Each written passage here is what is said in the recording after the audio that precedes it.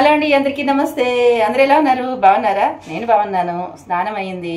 స్నానం చాలాసేపు అయిందిలేండి. అయ్యే జుట్టు ఆరడానికి అని చెప్పి ఇదిగోండి ఇలా కింద అర్థమైందా కొసలు ముడి వేసుకుంటాను అనమాట. మీకు మళ్ళీ చూపిస్తానండి. జుట్టు విరబోసుకుని అయితే ఉండకూడదండి. మా ఊర్లో మా ఇంట్లో మా అమ్మ వాళ్ళు ఏమనివారంటే జుట్టు విరబోసుకుని ఉంటే కనుక ఏంటో చింపిరి దెయ్యంలా జుట్టు విరబోసుకుని ఉండడం, జుట్టు కొసలు ముడై అనేవాళ్ళు అనమాట. అది మాకు అలవాటు అనమాట. చిన్నప్పటి నుంచి మా అమ్మ వాళ్ళు మాకు అలా అలవాటు చేశారు. మేమందరూ కూడా అలాగే మా ఇంట్లో మా ఫ్యామిలీలో అందరూ కూడా ఇట్లాగే వేసుకుంటామండి. చూడండి, ఇగో జుట్టు ఇలా ముడి వేసుకుంటే ఇంక మీద పడిపోవడం అనేది ఏమి ఉండదు అనమాట. జుట్టు ఇట్లా మీద పడిపోతుంటే చాలా చిరాగ్గా ఉంటుంది కదా.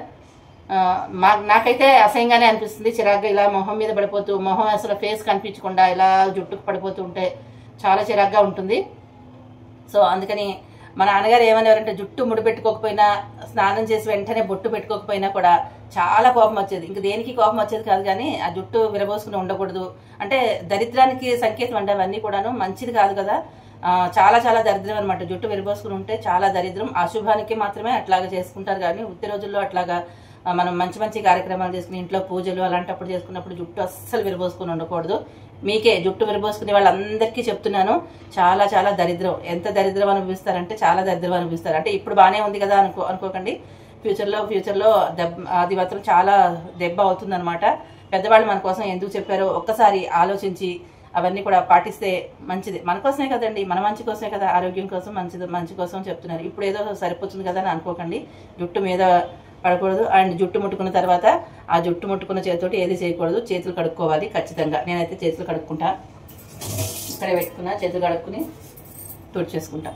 అయితే ఇప్పుడు మరి ఏం చేసుకుందాం, హెల్దీగా ఏం వండుకుందాం చెప్పండి. ఈరోజు ఒకటి ఉండాలని డిసైడ్ అయ్యి మీ దగ్గరికి వచ్చేసాను. చాలా రేర్గా చేస్తూ ఉంటాను అనమాట, కానీ రెగ్యులర్గా చేసుకుంటూ ఉండాలండి. మన హెల్దీ రెసిపీస్ అన్ని కొంచెం మనం చేసుకుంటూ ఉండాలి కదా. పిల్లలకు కూడా చాలా మంచిది, హెల్దీ అనమాట, బలమును అట్లాంటివి. బ్లడ్ బాగా పడుతుంది. బ్లడ్ కర్రీ చేసుకుందాం ఈరోజు మనం. సరదాగా చెప్తున్నా. ఈరోజు అంటే మన ఇంట్లో ఎప్పుడు కూడా చాలా హెల్దీ రెసిపీస్ ఉంటాయి, ఆయిల్ తక్కువతో చేసే రెసిపీస్ ఉంటాయి. కాబట్టి ఈరోజు ఆయిల్ తక్కువ వేస్తానా, అసలు లేకుండా చేస్తానా మీరు చూద్దరు, కానీ మీకు చూపిస్తాను. ప్రతిదీ నేను ఏం చేస్తున్నానో ఏంటనేది అన్నీ మీకు వివరంగా చెప్పాలనే నా ప్రయత్నం. వివరంగా చూపిస్తాను. వివరంగా నేను అందరికీ అర్థమయ్యే, నేను ఎలా అనుకుంటానో నాకు అర్థం కాలేదని ఎవరు అనుకోకూడదని చెప్పి అందరికీ క్లియర్గా వివరంగా అర్థమయ్యేలాగా చెప్పాలని నేను అనుకుంటాను. మీకు అర్థమైందనే అనుకుంటున్నాను. అర్థం కాకపోతే ఒకవేళ నాకు కామెంట్లో తెలియజేస్తే తప్పకుండా దానికి నేను మీకు ఆన్సర్ అయితే ఇస్తానండి. ఇంకా ఆలస్యం చేయకుండా మనం ఏం చేసుకుంటున్నామో చక్కగా చెప్పేస్తాను, చక్కగా చేసేస్తాను. మీరు కూడా నచ్చినట్లయితే తప్పకుండా చేసేసుకోండి. అందరూ బాగుండాలి, అందులో నేను ఉండాలి, అందరూ హెల్దీగా ఉండాలని మాత్రం కోరుకుంటున్నాను. సరే, ఇంకా ఆలస్యం చేయొద్దండి.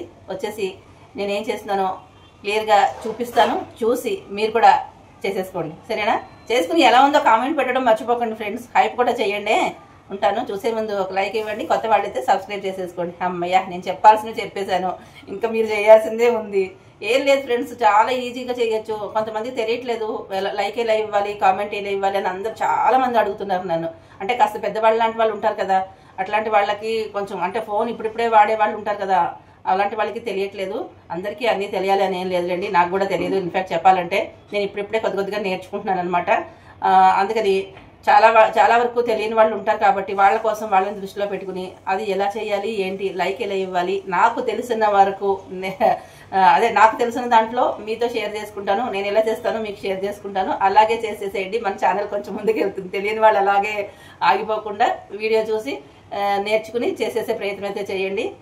మిమ్మల్ని అయితే రిక్వెస్ట్ చేసుకుంటున్నాను. మీ వల్లే నా ఛానల్ కొంచెం ఇంత గ్రో అవుతుందంటేను అదంతా మీ సపోర్ట్ వల్లే. సపోర్ట్ చేసిన మీ అందరికీ ఇక్కడే థ్యాంక్స్ చెప్పేస్తున్నాను. Thank you so much. ఇంకా ఆలస్యం చేయకుండా మన వీడియోలోకి వెళ్ళిపోతామా? రండి. బ్లడ్ కర్రీ చేసేసుకుందాం.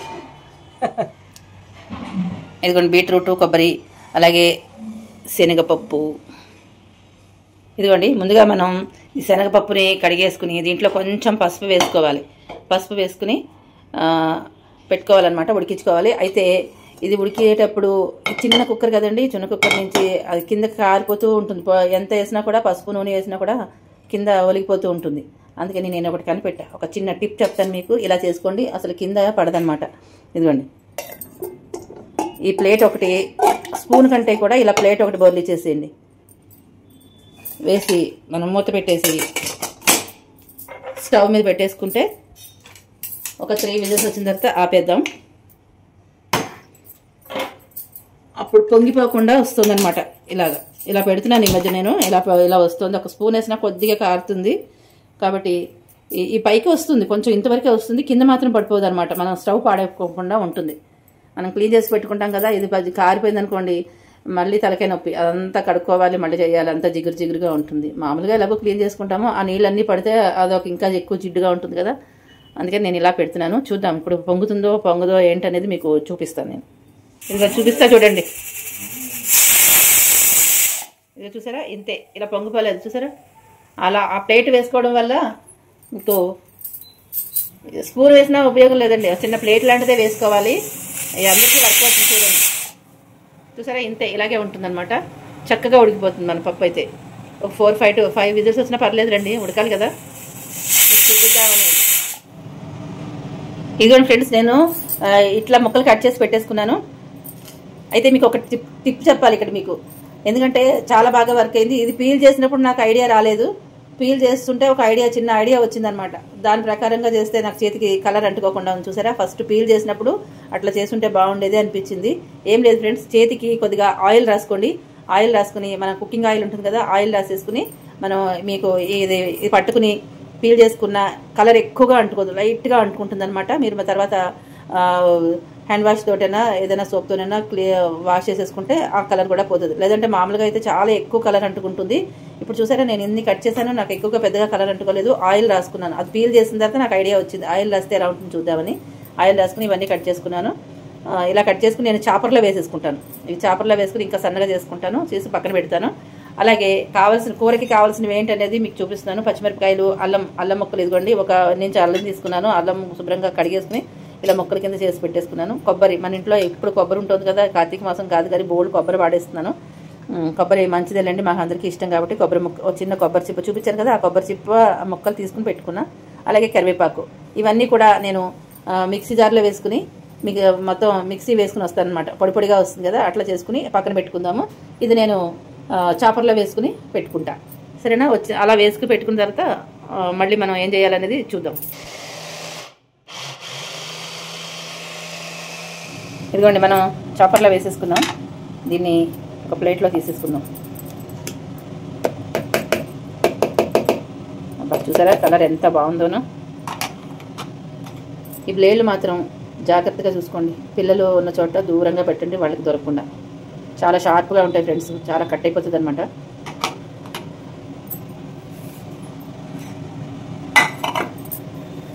ప్లేట్లో వేసేద్దాం. వైట్ ప్లేట్లో రెడ్ కలర్ వేస్తే భలే ఉంటుంది. ఇదిగోండి, మొత్తం మనం ప్లేట్లోకి తీసేసుకున్నాము. ఈ కుక్కర్ కూడా అయిపోయింది కాబట్టి పక్కన పెట్టేద్దాం, తొందరగా చల్లగా అయిపోద్ది. ఇప్పుడు కూర చేద్దాము, చల్లారిపోతుంది. ఇవి కూడా మిక్సీలో వేసేసుకుని కూర చేసేసుకున్నాం. ఇదిగోండి, నేను ఈ కొబ్బరి, అల్లము, పచ్చిమిరపకాయలు ఇవన్నీ కూడా నేను మిక్సీలో వేసేసుకున్నాను. వేసుకుని ఈ పక్కన పెట్టుకున్నాను. మనకి బీట్రూట్ కూడా రెడీ చేసుకున్నాం కదా, వీటితో మనం ఇప్పుడు ఫటాఫట్ మని కూర చేసేసుకుందాము. చాలా ఈజీగా చేసుకోవచ్చులేండి, చూపిస్తాను. నచ్చిన వాళ్ళు తప్పకుండా లైక్ చేయండి, అలాగే కొత్త వాళ్ళు సబ్స్క్రైబ్ చేసుకోండి. హైప్ ఇవ్వండి అబ్బా. ఇదిగోండి, పోపు దినుసులు అన్నీ ఇక్కడ పెట్టుకున్నా. అలాగే ఇప్పుడు మనం స్టవ్ వెలిగించుకున్నాము. దీంట్లో ప్యాన్ పెట్టుకున్నాము, కూర చేయాలి కాబట్టి. పక్కనేమో రసం అయితే అయిపోతుందండి, గుండ చారు అనమాట. ఈ క్యాస్ట్ ఐరన్ దాంట్లో నేను దీంట్లోనే పోపు వేసేసుకుని దీంట్లోనే చారు పెట్టుకున్నాను. దీంట్లో బాగా ఉడికిపోయిన తర్వాత నేను తీసి వేరే దాంట్లో పోస్తాను. ఉడికినంతసేపు ఏమీ కాదు, ఇత్తడి దాంట్లోనూ ఈ క్యాస్ట్ ఐరన్ దాంట్లోనూ ఐరన్ దాంట్లో కూడా ఉడికినంతసేపు ఏమీ కాదు. ఉడికిన తర్వాత ఎక్కువసేపు దీంట్లో ఉంచకూడదు, వెంటనే వేరే దాంట్లో పోసేసుకోవాలి. మీకు అర్థమైందని అనుకుంటున్నాను. ఇప్పుడు మనం దీంట్లో కొద్దిగా ఆయిల్ వేసుకుందాము. కొంచెం ఆయిల్ వేసుకుందాం. ఆయిల్ వేసుకుని మనం పోపు వేసుకుందాం. కొద్దిగా వేడవ్వాలి, వేడైన తర్వాత పోపు వేద్దాం. ఆయిల్ వేడైపోయింది. ఇప్పుడు మనం ఏం చేద్దామంటే ఒక్కొక్కటి ఇందులో పోపులు వేసేసుకుందాము. ఆవాలు చిట్టపటలు ఆడాలి. చూసారా డ్యాన్స్ చేస్తున్నాయి. ఇదిగోండి, ఆవాలు చిట్టపట డ్యాన్స్ ఆగిపోయింది. తర్వాత మనం మినపప్పు వేసుకున్నాము. ఇందులో శనగపప్పు వేయాల్సిన అవసరమే లేదు. మనం శనగపప్పు కూడా వేసుకుంటాం కాబట్టి, ఉడికించుకున్నాం కాబట్టి శనగపప్పు దీంట్లో వేయాల్సిన అవసరం లేదు. మీకు కావాలంటే వేసుకోండి, నేనైతే వేయను. దీంట్లో 2 ఎండుమిరపకాయలు ఇలా వేసేసుకుని వేయించేసుకోవాలన్నమాట. పప్పు కొద్దిగా వేగాలి. లో ఫ్లేమ్లో పెట్టుకోండి.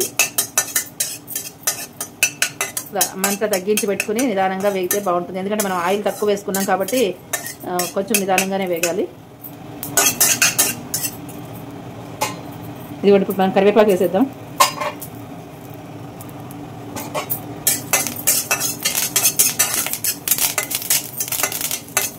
కరివేపాకు ఇలా వేగుతూ ఉంటుంది. ఇప్పుడు మనం మిక్సీలో వేసుకున్నాం కదా, ఇది కూడా వేసేద్దాం దీంట్లో. ఇదిగో చూడండి, మొత్తం అంతా వేసేసాను నేను. కొంచెం ఇట్లా వేగుతూ ఉంటుంది.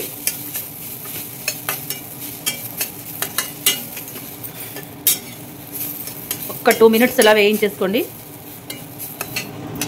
ఇదంతా వేగిపోవడం అయిందండి. 2 మినిట్స్ అయిపోయింది. ఇప్పుడు మనం ఈ బీట్రూట్ ఇందులో వేసేసుకుందాం. ఇదిగోండి, బీట్రూట్ మొత్తం దీంట్లో వేసేసుకున్నాను. అలాగే ఇక్కడ వేసింది ఇంగువ, ఇది పసుపు, ఉప్పు, రుచికి సరిపడా ఉప్పు వేసేసుకుని మొత్తం మనం ఇప్పుడు కలిపేసుకోవాలన్నమాట.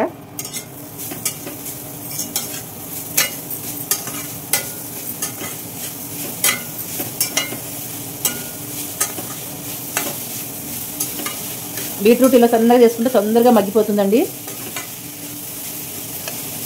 ఇలా మొత్తం కలిపేసుకుని ఒక 2 నిమిషాలు మూత పెట్టేసుకుంటే మగ్గుతుంది. కూర మీద మూత పెట్టుకున్నాం కదా, 2 నిమిషాలు అలా ఉడుకుతూ ఉంటుంది. ఇప్పుడు మనం ఈ పప్పు అయితే ఉడికించుకున్నాం కదండి, శనగపప్పు మూత తీసి చూద్దాం. చూసారా, అసలు పైన అసలు పొంగిపోలేదు, మీకు చూపించాను. అదిగోండి, దీన్ని జాగ్రత్తగా తీసేసుకోవాలి. చూసారా, చక్కగా ఉడికిపోయింది.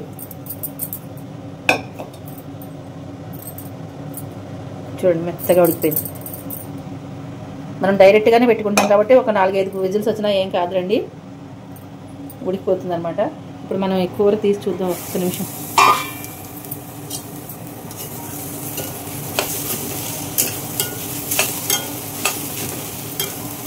ఆహా, ఎంత కలర్ఫుల్గా ఉందో చూసారా, మంచి కలర్ భలే ఉంది.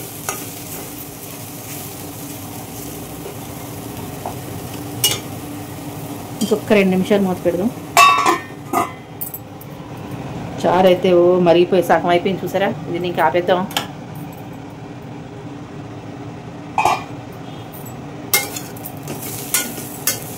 Wow, super. ఈ పప్పుని ఇందులో వేసిస్తాను నేను. ఇదిగోండి, మనం పప్పు అంతా దీంట్లో వేసేసుకున్నాను. వేసుకున్న తర్వాత చక్కగా ఇట్లా కలిపేసుకోవాలి. అసలు మళ్ళీ ఆయిల్ వేయలేదండి, ఆయిల్ వేయక్కర్లేదు, ఇంకా ఒక్క చుక్క కూడా ఆయిల్ వేయక్కర్లేదు. మీకు కావాలంటే వేసుకోండి, నా పరంగా నాకైతే ఆయిల్ అవసరం లేదు.